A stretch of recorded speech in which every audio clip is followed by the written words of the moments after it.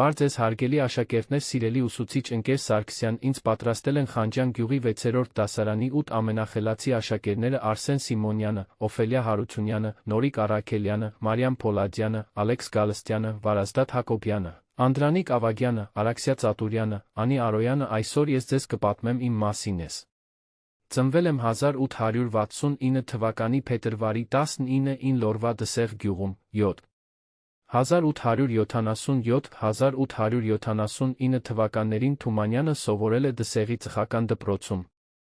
1879-1883 թվականներին սովորել է Ջալալօղլու, այժմ Ստեփանավան, Նորաբաց երկսեռ դպրոցում,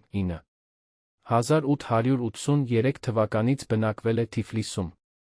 1883-1887 թվականներին սովորել է Թիֆլիսի Ներսիսյան դպրոցում, սակայն նյութական ծանր դրության պատճառով 1887 թվականին կիսատ թողնելով ուսումը, աշխատել է Թիֆլիսի հայ եկեղեցական դատարանում, այնուհետ Հայ հրատարակչական միության գրասենյակում, մինչ 1893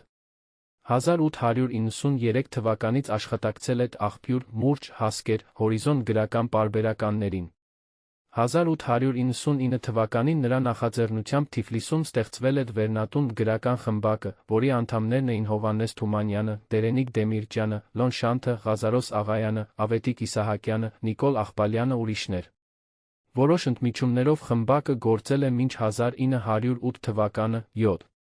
1912 թվականին Թումանյանն ընտրվել է Նորաստեղծ հայ գրողների Կովկասյան ընկերության նախագահ, իսկ 1918 թվականին Հայոց հայրենակցական միությունների միության ՀՄ նախագահ։ Առաջին համաշխարհային պատերազմում 1914-1918 թ. հայ ժողովրդի կրած վնասները հաշվելու Փարիզի հաշտության խորհրդաժողովին 1919-1920 ներկայացնելու նպատակով ՀՄՄ-ն 1918 թվականին ստեղծել է քննիչ հանձնաժողով, Թումանյանի գլխավորությամբ։ 1912-1921 թվականներին եղել է Հայ գրողների Կովկասյան միության նախագահ։ Հայաստանի խորհրդայնացումից հետո նախագահել է Հայաստանի օգնության կոմիտեն 1921-1922։